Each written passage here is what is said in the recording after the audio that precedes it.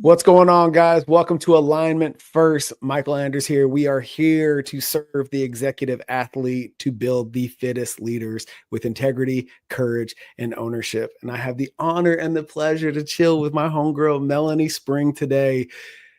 It would not do it justice to just rattle off your life's accomplishments and all the cool shit that you do. I feel like what serves this conversation best is to just start things rather than your typical introduction. I want to share my personal experience in my introduction to Melanie's energy. I'm just gonna get my popcorn so I can. I'll do the short version and then we'll dive into the details as we go. We were at the Dream Team 100 event a couple of weeks ago. And we've been in that container for a little while now. And you're in my squad, the people on the people. And we started every day of this workshop with some energy work. And in this, on our day three session, what showed up for me was another layer of my daddy issues, as I now refer to them, because there's a lot of them. And the release work that we did to facilitate the exercise, we were sitting elbow to elbow at this point, was not enough to clear what I needed. And I'm so grateful for your energy and your intuition. You grabbed my hand and you said, hey, if you really want to let that go, when we're done here, let's find a little corner and let's get rid of it. And that we did. And through some tears and some breathing and some grounding, and you really, in the purest way possible, holding space for the release to manifest. I have noticed, and it has also been confirmed continuously since then in my universe, that work was done. That release happened, and I show up better as a result. So thank you so much. Thank you for sharing that. Yeah, well, and sitting with people like you who know yourself, like, it's not like you don't know yourself. It's not like you're sitting there going, well, I haven't done the work yet. It's really those places inside of ourselves that when we've done the work, we can have someone sit in front of us who's just as powerful as we are to sit and be the mirror for us to do that, which is how I found this work, is being able to be in a space where I had to have someone show me the same thing.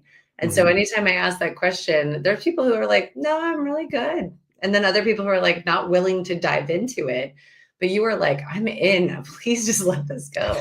That's how it works. And I want to clarify for people in this energy exchange, there was nothing negative happening.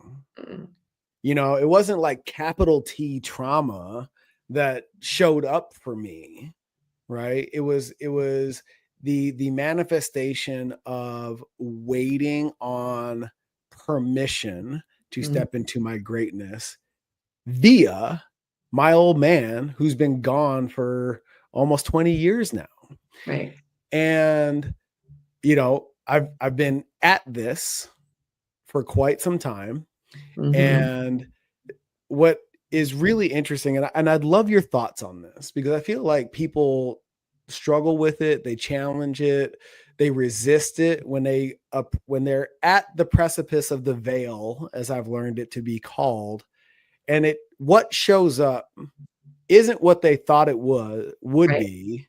And they're just like, well, that can't be it. And they want it to be something else, right? Because your 16-year-old self getting cut from varsity, that's not big enough to cause all these limiting beliefs in my 40-year-old self. How the fuck is that even possible? Right.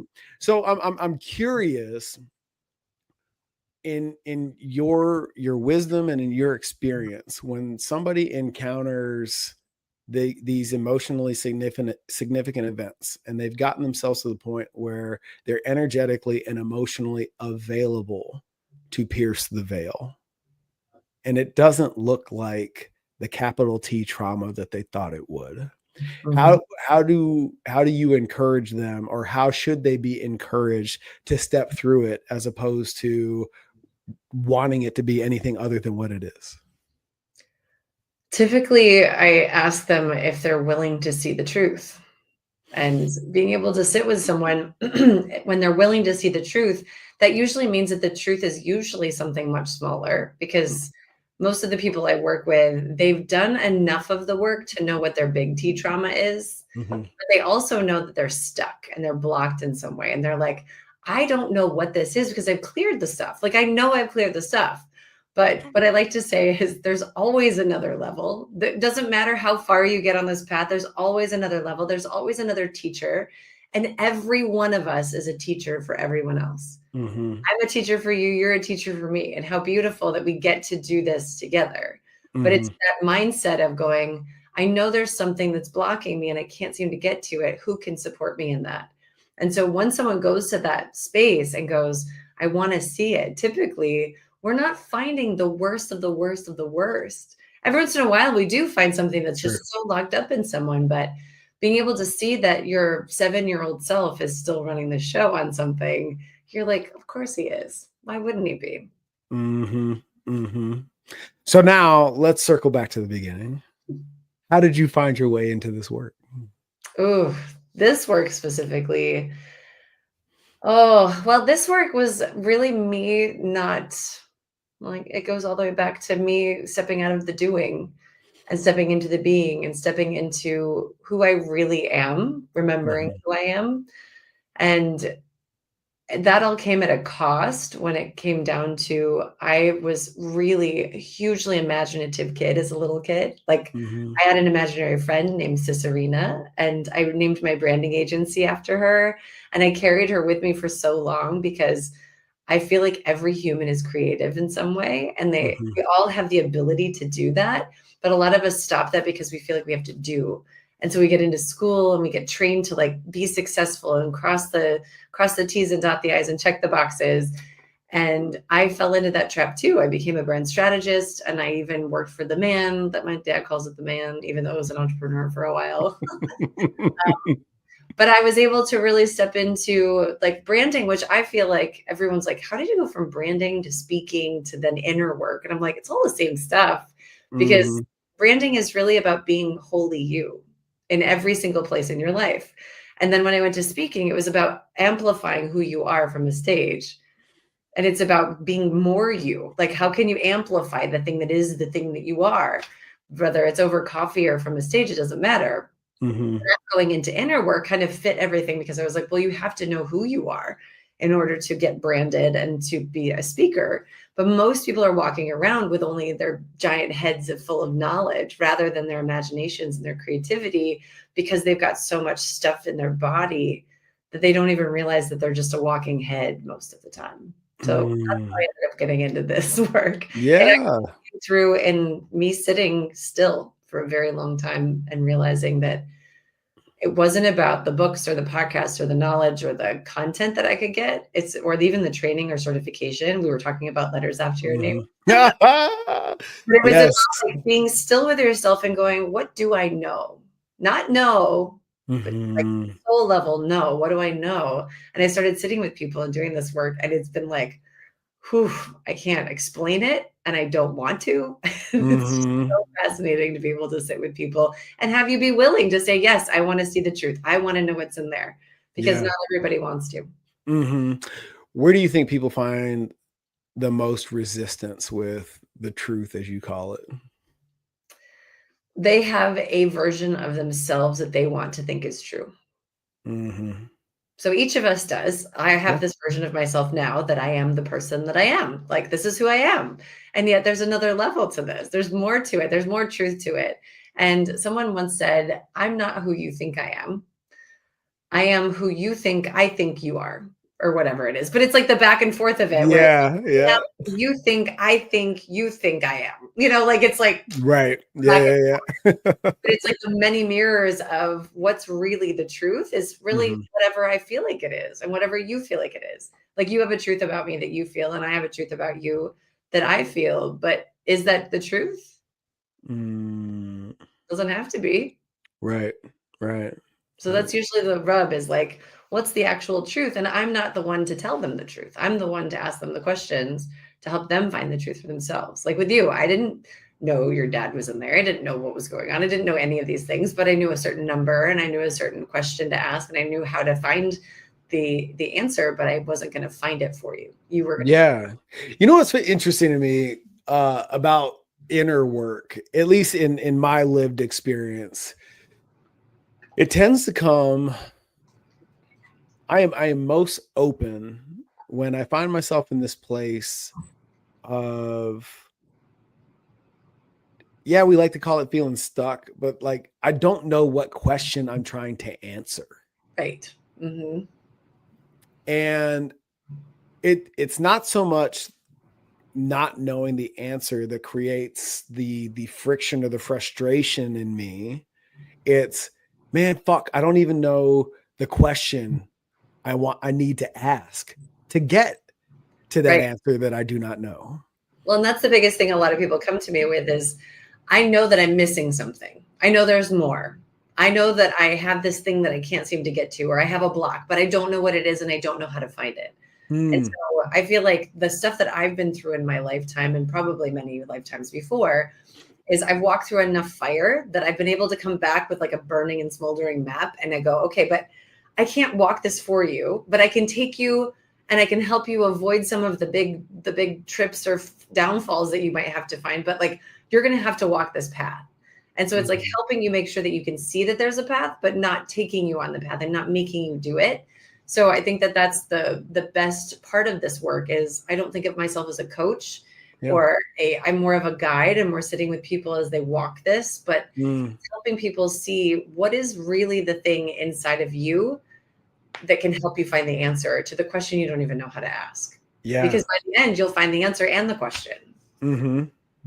How long, how far in, better question, how far into your practice were you in this capacity of guide before you fully gave ownership over to your clients? Because I feel like that is part of the journey for Mhm. us that have chosen this path.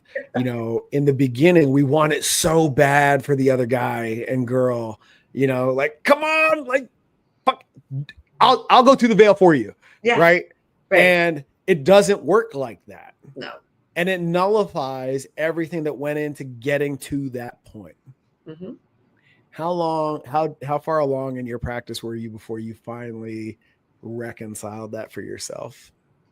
I mean, I've been doing this work for 25 years at this point. Well, Mhm. really, I've been doing it since I was 15, so we're not going to count that. So 30 years at this point, but 25 years professionally doing this. And Mhm. I realized that it's only been the last 5 years that I'm not giving people the answer. Mhm. Maybe the last three for solid, like really solidly. Like I would help lead them to the answer even 3 years ago. But I Mhm. realized that I had a client years ago who, as I was talking to her, I had the answer for her. I knew where she was going to go. And I can Mhm. see this. I have this gift of being able to see people as their future selves, which can be a curse as well, because I've made friends with people's future selves, which is a real disservice to them. I didn't realize until Mm. I was really just wanting them to be that person. And I'm like, I well, I'm want just I want I want to put a pin in that, and yeah, I want you to finish the story, but I want to circle back to becoming friends with somebody's future self and yeah, I'm happy to the dark share. side of that coin. Go Yeah, ahead. it's a dark path to walk. But what I realized was I had a client of mine who I was talking to her before we even worked together. And I was like, I really feel like it would be really cool if you could do forest bathing and you bring people to the woods and like they have this, you stay in a cabin with them and you can help them through like really slowing down and blah, blah, blah. Like I gave her this whole thing and she was like, Melanie, that's insane. I'm not going to do that. 3 years later, guess what she's doing now? He's doing it. She Yeah. just hosted a 7-person retreat, silent retreat for like this weekend. And I was like, uh-huh. And she's like, so you were right. I was like, I know, but I shouldn't have told you that because you had to find that for yourself. I was Mm. fast forwarding to, well, I'll just give you the answer. Wouldn't it be great if you just had the answer? But she had to step into becoming the person who does that thing. You got to be ready to win the lottery, baby. Totally. Right. Like, I know what this stuff. And I'm like, why am I doing this to myself? It's just torture for me because I can see it for Mm. them. But if I'm allowing them to step into the person who does that, I think about myself 5 years ago. I could not be doing the work I'm doing right now. I've had clients who even told me, I wanted to sign up for your retreat during the pandemic, but when the pandemic happened, this happened, I couldn't come until I finally decided I'm coming to your retreat. And I was like, oh, that's why, because I wasn't ready for you. No wonder, because everything happens as it's supposed to. I couldn't have helped that person until 3 years later. So it's being able to really look at, I have to become the person who does this thing, not just here's the answer, I'll just do this thing. Yeah.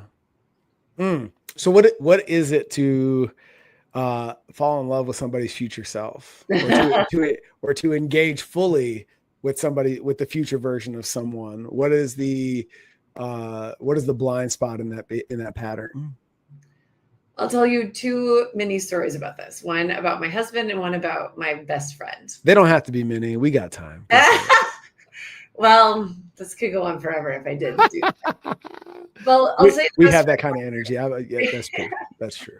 Yeah. So I have the best friend one. I met a woman who I just fell in love with. She was just my soulmate, like that friend soulmate that you have where you're just like, this is like, I finally have a best friend. And I had been like wrecked by best friends in the past. My best friend, when I was 27, died of an aneurysm. And then my other 2 best friends just walked out because I didn't grieve correctly, because obviously I didn't love her as much as they did, whatever that meant. And so I didn't understand grief. I didn't understand that everyone grieves differently. I was only 27. I'd never lost anyone but my grandfather. Like that was it. So that really scarred me. And when I met her, I was like, okay, this is going to be it. Like, I got this. But every time I would talk to her, I could see her as her future self. And she would say, like, I think I really need to do this. I'm like, why would you need to do that? You're totally further along than that. And then later I would be like, no, she's not. Why am I saying that? Like, she's not further along.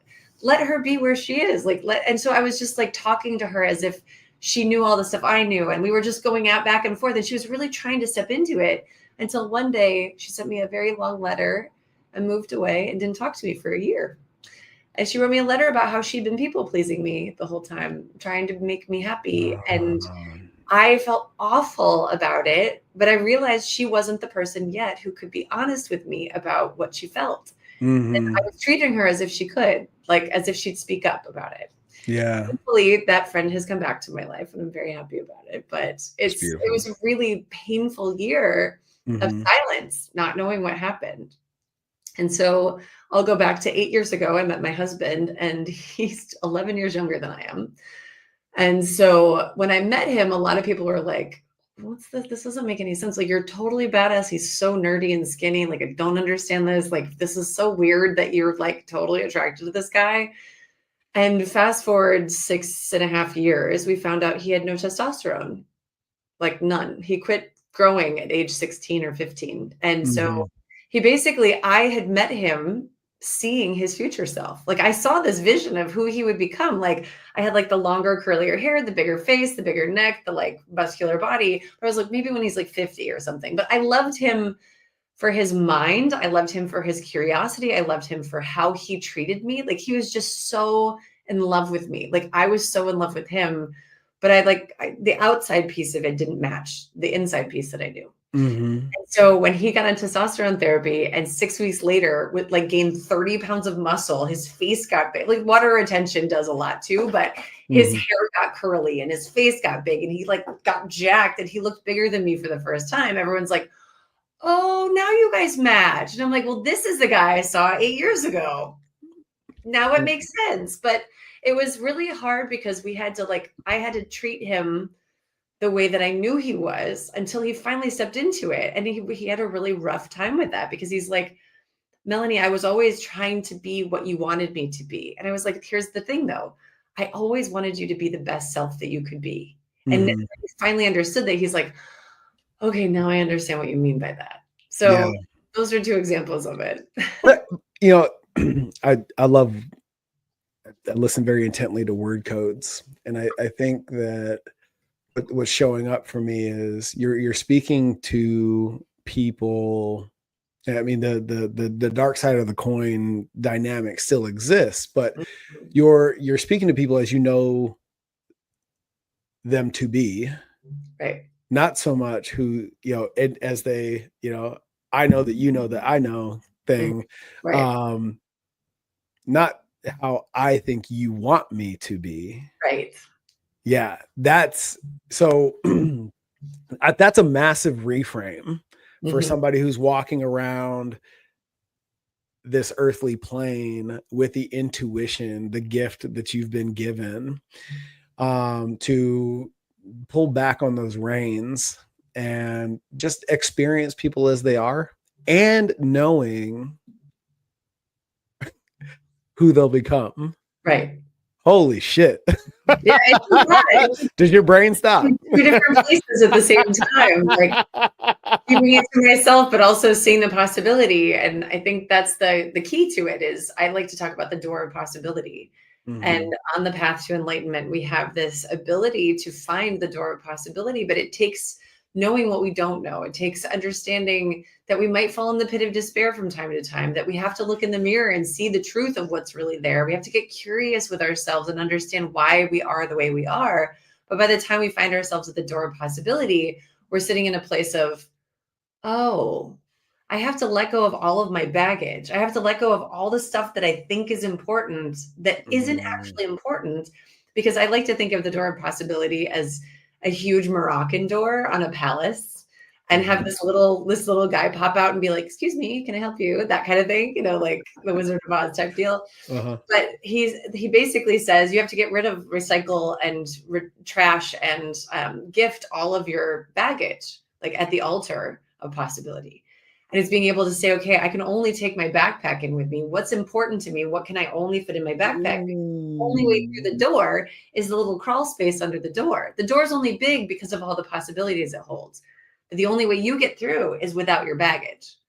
And so I like to think of it as like, how much more can I let go of? How much more can I release in order for me to go into a space of full possibility without all of the luggage and heaviness that I usually carry with Mm. Do you think people lack curiosity in that regard? me? Yes. Is it because they don't know what they don't know, or is it because they learn to stop asking scary questions? I believe when we're little, we are curious. And there are Mhm. some people, and I will tell you, there are a few people that I know who showed up traumatized, like their family's traumatized, ancestral trauma, like showed up and they're like, I'm not going to do this. They don't have the imagination. But Mhm. they can get it back because they did have it at one point, whether it's before their soul got here or even after. But most of us as toddlers and little kids had curiosity and interest in the world around us, wanted to know what was going on. And that means it's still in us. Like that inner child of us is still in there being curious. But then we find that success and ego is more important, that intelligence and this intellect that we have is so much more important. Mhm. The moment we're able to tap into that alignment, which I know you talk a lot about, that alignment Mhm. between your body, your mind, and your soul, Mhm. that's where the curiosity comes in because we realize I am you and you are me and we are we.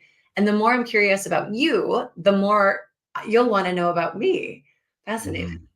But it's not about me at the end of the day because I'm more interested in knowing you because the more I know about you, the more I know about me. Yeah. It's interesting when you get in these containers, because you've heard the adage about, um, I just read a passage in The Prosperous Coach, which I hope you picked up, by the way. I haven't yet. I've got Okay. seriously, you if you saw the table next to my morning pages area, you'd be like, you can't buy any more books yet. No more. They talk about, and it's been referenced in like the last couple of workshops and retreats I've been to, about in a conversation with somebody, you typically have a conversation with one of two people: the person that thinks they're the most interesting person in the room, or the person that makes you feel like the Mhm. most interesting person in the room. Yep. And when you're in a room full of people who make you feel like the most interesting person in the room, it's an energy and a frequency unlike no other. Mhm. And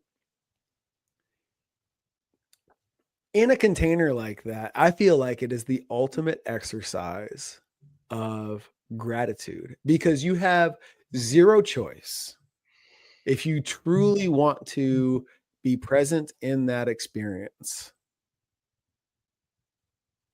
to be 100% grateful to be in the room. Mhm. And for intuition is the only word I can come up with, this gift that you have. What's it like for you in a room like that? Mm. Does it amplify Melanie, or does it drain Melanie? That's an interesting way of asking that. I'll say this. I was an introvert at birth. Mm-hmm. My mother didn't understand that there's a difference between introverts and extroverts. She just thought everyone's extroverted, and what was wrong with me. And so she trained me to be an extrovert. And so I've realized over time that I'm really, really good at getting energy from people, but Mm-hmm. also I'm very, very careful with the rooms I go to now. Because I used to think, and there was a saying on Instagram at one point that said, I used to think I was an introvert until I realized it was just around the wrong people. And it's true. This is Yeah. true. I think all of us Mm-hmm. are extroverted with the right people. Mm-hmm. And I think all of us are introverted when we feel that people are just draining us. And so I'm always happy to take, like, on the DISC assessment, I'm like middle D. I'm high I, like super influential, but like middle D. Like if no one's taking the reins, I'll take them. But if not, I don't care. Like I don't care either way. But it makes me realize how many rooms I've been in over the years that are not for me, that are just so incredibly draining. And like I spent a mastermind a week before the one we were together. And I was so exhausted by the second day that I was like, I have to leave. Like I'm done.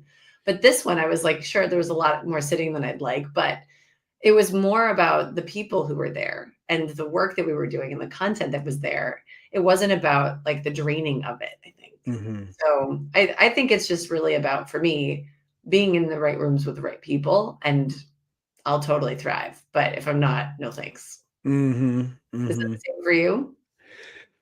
Great question. So here's some recent learning that I've come to know about Michael.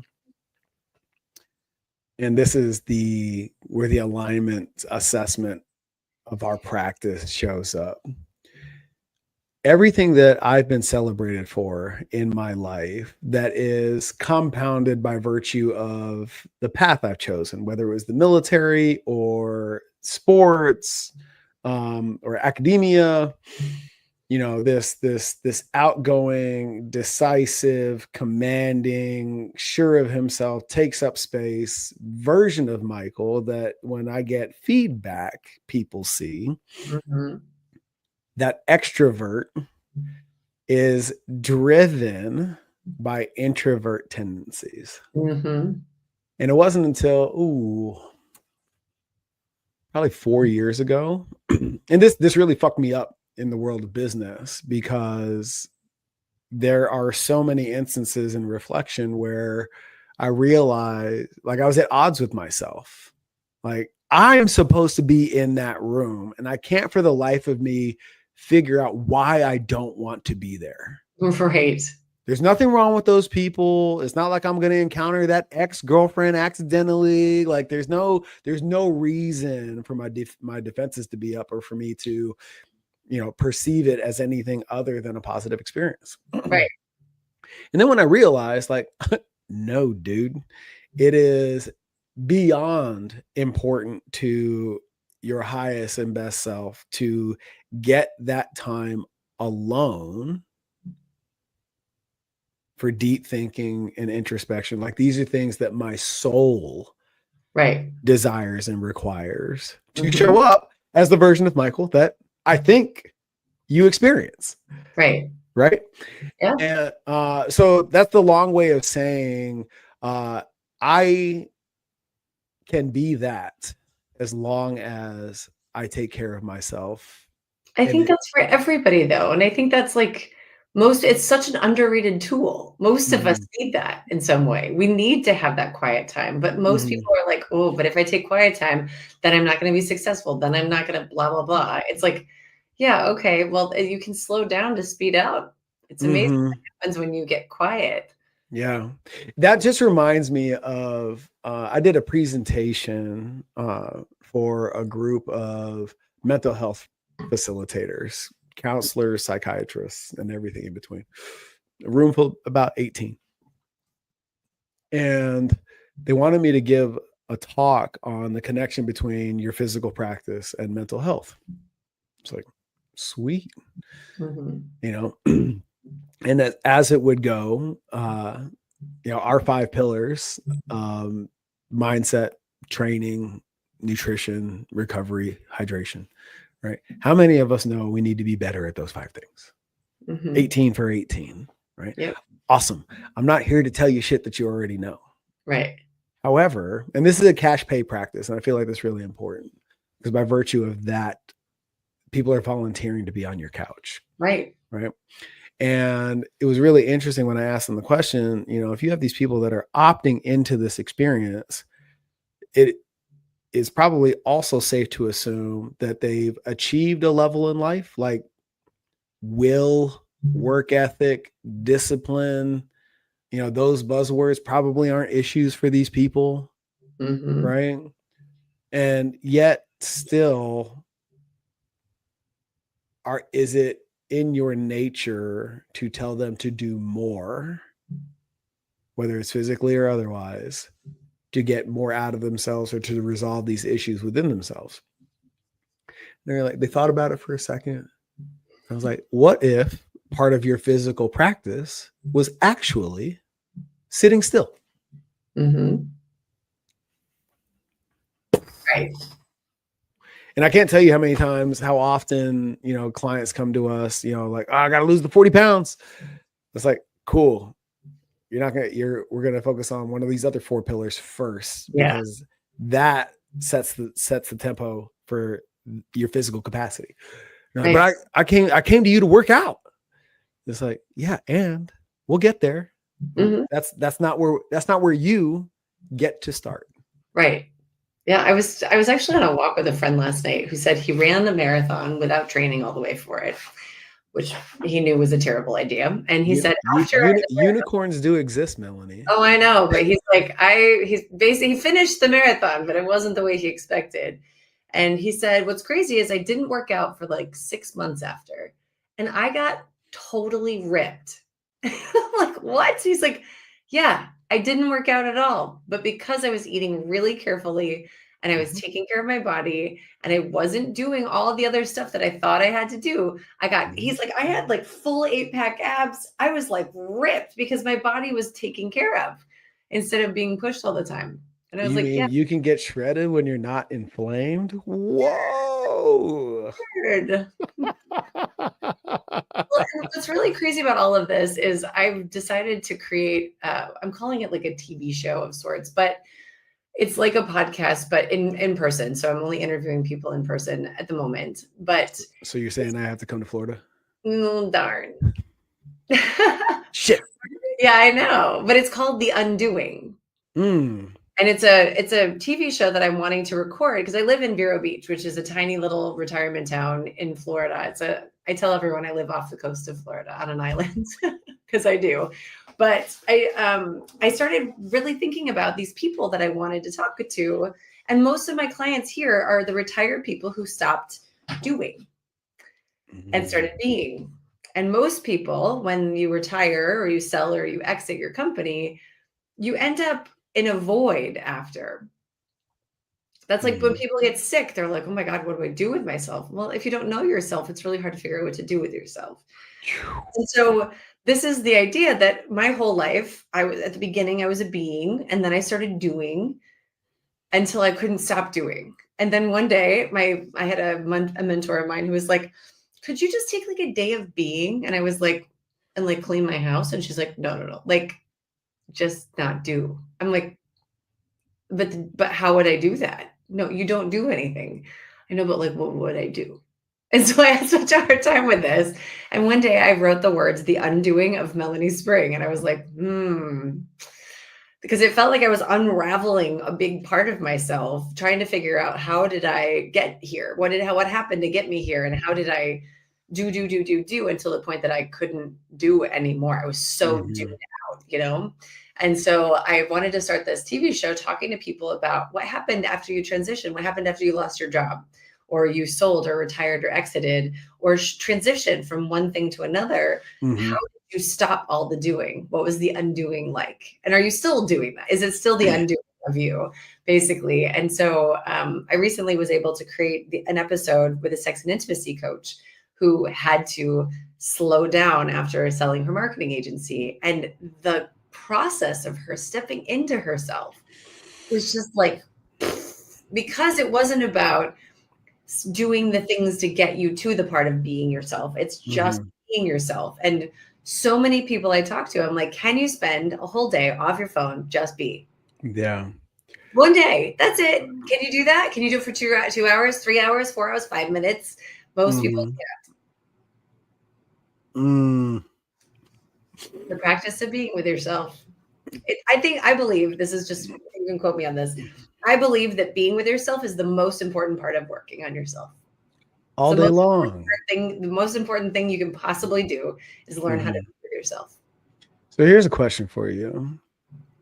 Do you find it funny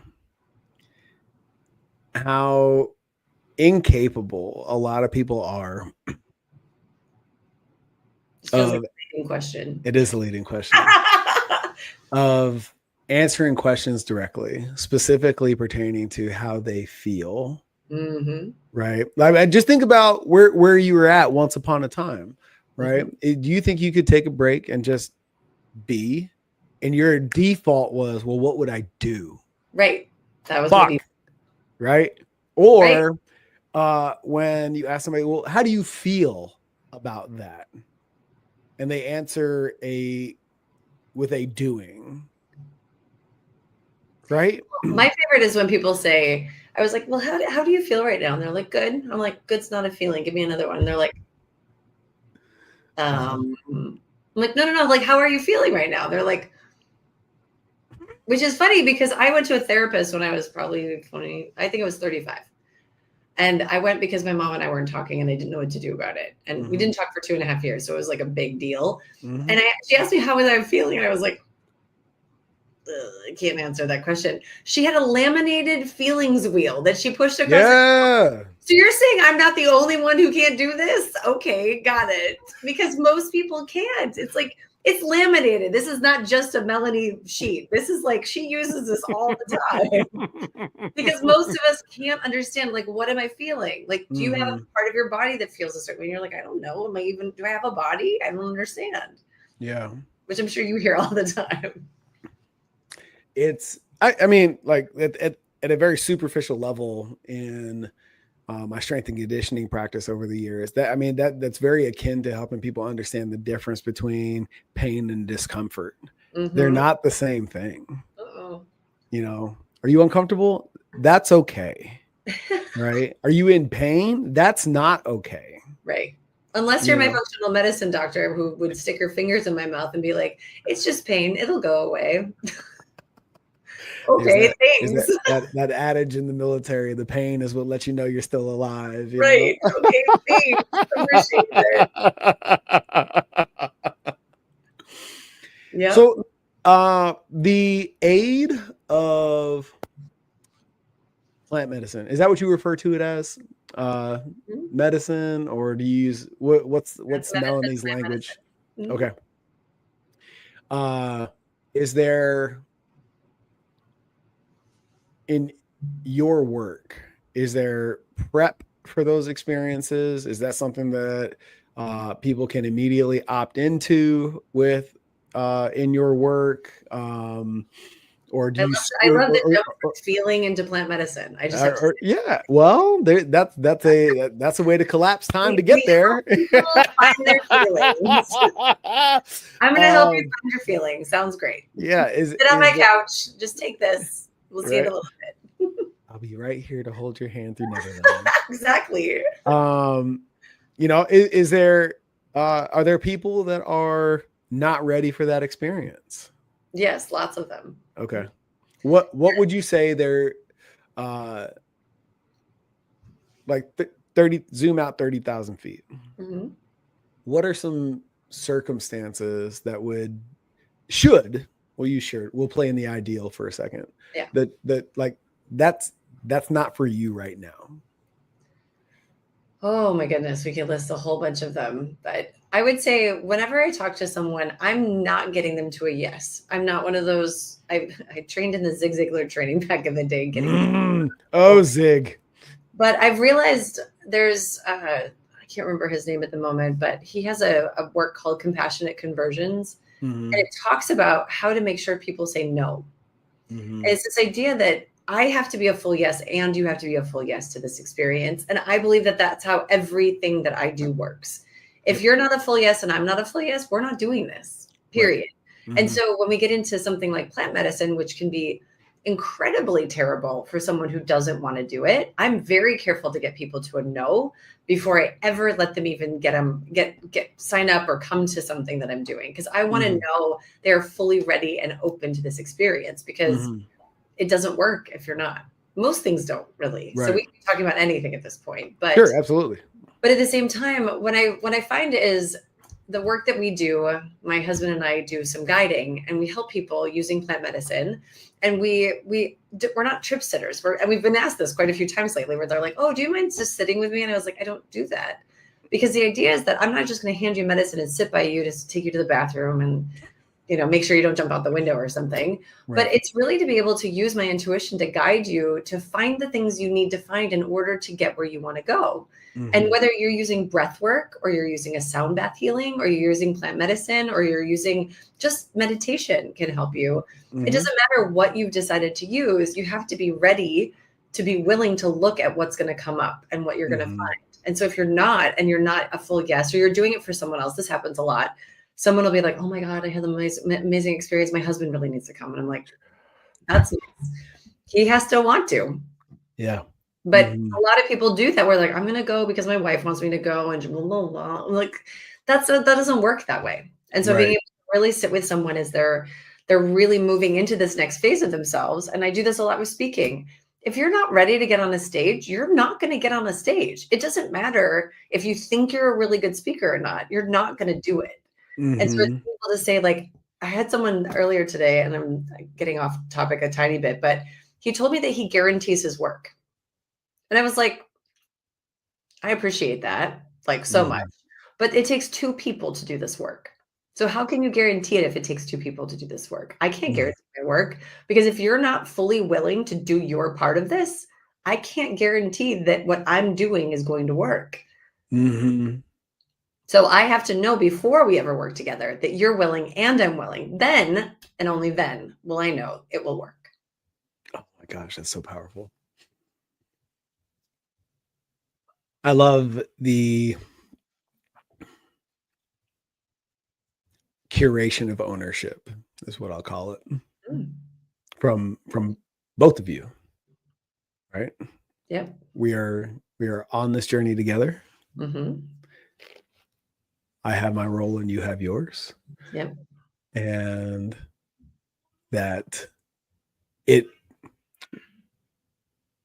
the sense that I'm getting from you in this conversation is that in any relationship, you don't view, and in my experience of you, for that matter, you don't view anything, your husband, you and I, anybody that you facilitate with, it's not a 50-50 proposition. It requires 100% of both of us. Yes. For this train to go. Yeah. And the funny thing is you say that, and my husband and I just went through probably the darkest part of our relationship. And I'll spare everyone the details, but the biggest thing I learned from it was that he was only giving me a portion of himself, because he was so scared that if he gave me all of himself, that he would lose me. And I was trying to get his 100%, and I was giving him 100%. And I was like, why can't this work? So even today, we had a conversation about where we're going in our business. And I was sitting there just like triggered and almost in tears, like not upset, but like having a really hard time with how he was reacting. And he wasn't reacting badly, but it's because there's such a history of him not being willing to fully support what I want to do, and me not feeling supported by him.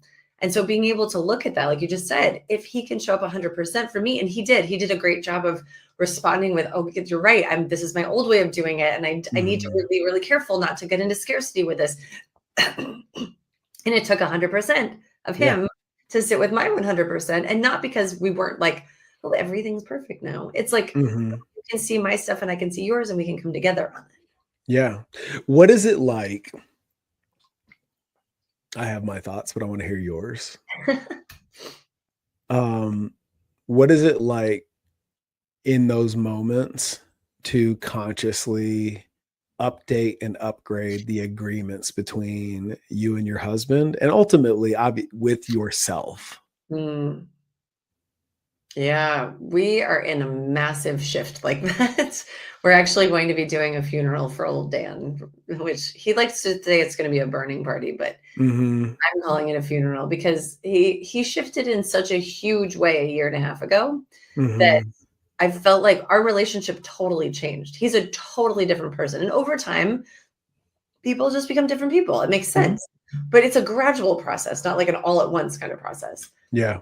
And so even the core values we set up, which he's a marketing person, I'm a branding person. So we had core values. Oh god, that doesn't filter into your relationship at Yeah, all. seriously. So, like, we had core values from the get-go, and we've realized recently that they've shifted a lot because we've realized that, Mhm. yes, we can still hold those ones true, but two big ones showed up: radical honesty and radical responsibility. And Mhm. those are actually at the core of everything we're doing. Even the other core values we have, we realized those two things we can't live without. And we didn't have it. There was just not there. So it was being like you were blaming me, I was blaming you. It was just going back and forth. And so it's always up leveling of the agreements, which we both Mhm. will say, we're a lot, like a whole hell of a lotness is what we say. But it's that he's a lot and I'm a lot. And we like our allotness. But it's Mhm. about the fact that we both expect a lot from ourselves and each other. Yeah. Not just I expect a lot from him, but I don't think he should do that to me. Like we're both upgrading together. So I think the Mhm. agreements just continue to get deeper and more specific and Yeah. more true to who we really are now. Mhm. What oh, yeah. What conditions do you have to set? And I know this is a very subjective question, Hmm. but what conditions do you have to set between you and Dan to create that level of vulnerability between the two of you? Oh, I don't know that we put conditions on it, but we have a very, very, very strict rule now that there's three things that we're not available for: lying, hiding, or gaslighting. And those were things that were happening all the time, which Mhm. without us knowing it, without even him knowing it, like he was doing a lot of this. And like I'm not blaming him for this, but there's a lot more to it than that. But this is the basics of it, was that he was doing some things that he was so ashamed of that he Mhm. didn't want to tell me, but he didn't realize he was even lying, hiding, or gaslighting until it was so far past the point that we were like, what the heck is this? Like, I stopped trusting myself, and I'm highly intuitive, but I stopped trusting myself. And it was Mhm. like being able to really step into those spaces of, I'm not available for this anymore. And if you do this consciously or unconsciously, there's Mhm. a very specific, like, this is the guideline. But it took me 2 to 3 years of not realizing what was going on for me Mhm. to finally set a boundary of, if you do this again, you have to leave. There's no like Yeah. wiggle room with this. You can fuck up all you want to. Like I'm really big on like everyone should have all the wiggle room to fuck up. But if you lie about it, hide it, or gaslight me, Mhm. it's out. And I'm like that with my clients. I'm like, you Yeah. can lie to yourself all day. But if you lie to me, Mhm. best wishes. Like Yeah. I'm really big on radical honesty. And that's because I grew up with a lot of lying and a lot of Mhm. untruths and a lot of hiding and a lot of, well, we can't tell people because what if we tell people? And I'm one of those people where I'm like, you want to ask me a question, I will tell you the truth. Whether you Yeah. like it or not, like this is how it is. But at Yeah. the same time, that means that you get me in every single space in my life the same. Mhm. But that's also speaks to, you holding true to your integrity. And Mhm. this is really important, especially when it comes to uh disrupting patterns and closing the gap between who you are and your highest and best self. Right. Because when in order to do that, not only do you have to leave all your baggage at that door of possibility, but you also have to make yourself a priority. Right. And that in it of itself will trigger other people. Mhm. And how does one I want to talk about Melanie's lived experience, not necessarily how you coach people through this. Yep. But how do you become courageous enough to accept that your response to my behavior in my best interest, in servitude of my highest and best self, whichever which way it goes, is not my responsibility? Mm. I will tell you that the secret is being surrounded by conscious humans who will show you the truth. That literally is the only reason that happened, which is crazy because the day that I gave him extra wiggle room, I called a friend and she goes, "Would Melanie really do that though?" And I was like, she's like, "No, but like, really, would she really do that?" And I was like, but if he leaves, then who's gonna cook me meat? Like, if he leaves, who's gonna do this? Like, it's like that kind of thing where I was sitting there listening to myself, like, are you kidding me? Like, you're really okay with this to the point that that's what you're saying? And so it was really about me having someone willing to say, do you see the mirror that you're putting up right now? Do you see what's going on right now? And I think because I've been courageous enough to do that for other people, and I'm open to feedback, that's the key. I was not 5 years ago, 6 years ago, I was not open to feedback. You give me feedback, I'd be like, that's nice. But like now I'm sitting here going from the right people. And that's the key to this. This is not about like anybody should be able to give you feedback. But having conscious humans who love you and respect you and will not put up with shit on your behalf, who are also willing to show you the truth while also loving you, that's because that's what happened to me. I had to sit down in front of him with my eyes closed, and I speak for a living with my eyes closed and like cry my face off and say, "You have to go. There's no more wiggle room." It was the hardest thing I've ever had to say in my whole life. But Yeah. it was the best possible thing I could say. And he actually thanked me later for saying it. Yeah. You don't the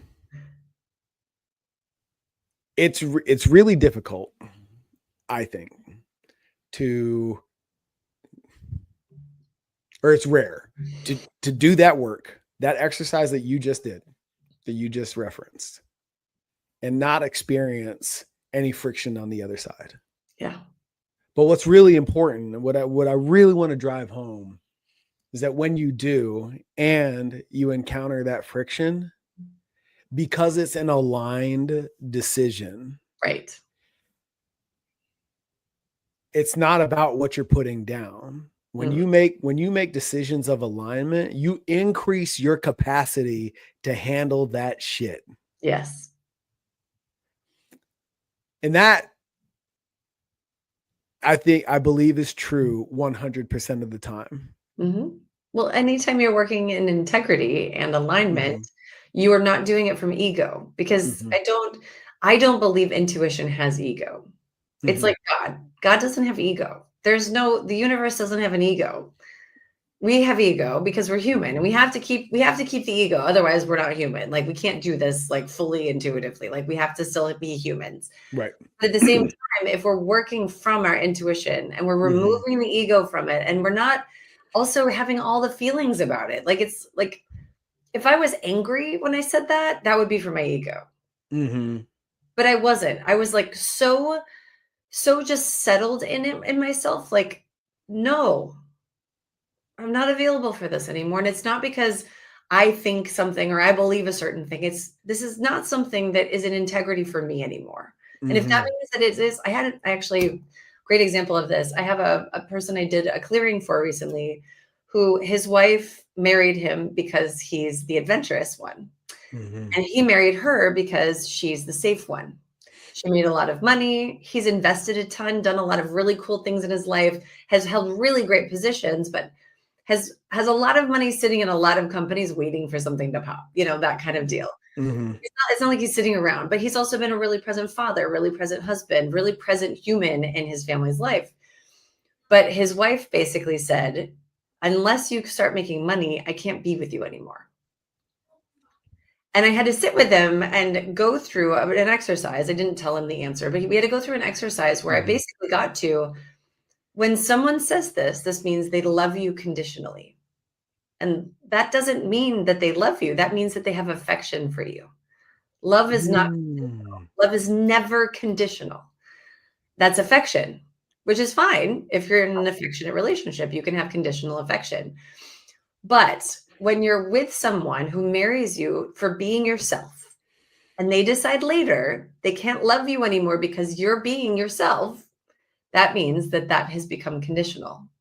And so we had to sit with this idea that this wasn't about love. This wasn't about intuition. This was all ego. She decided, I need you to be stable now. And he's like, but I'm not that person. I'm like, so are you willing to become a different person for her to be happy? Or are you okay if she leaves? Right. Not an easy conversation, but that's where we got. And so it's like, how can you do that in a way that comes from a place of true love? You can't decide that this is conditional based on someone's success or someone's to-do list. It has to be based on, I'm going to love you just as you are. Mic drop. My dear, where can my audience find you, love on you, learn from you, engage with you? It's the best way to find you. They can find me at melaniespring.com or just Google Melanie Spring. I'm all over the internet. Perfect. I love it. If it is your desire and your requirement to be the fittest leader possible, join us at Next Level at nextlevelpfc.com so we can engage and showcase the executive athlete that you are with integrity, courage, and ownership. We look forward to supporting you. But it starts with alignment first.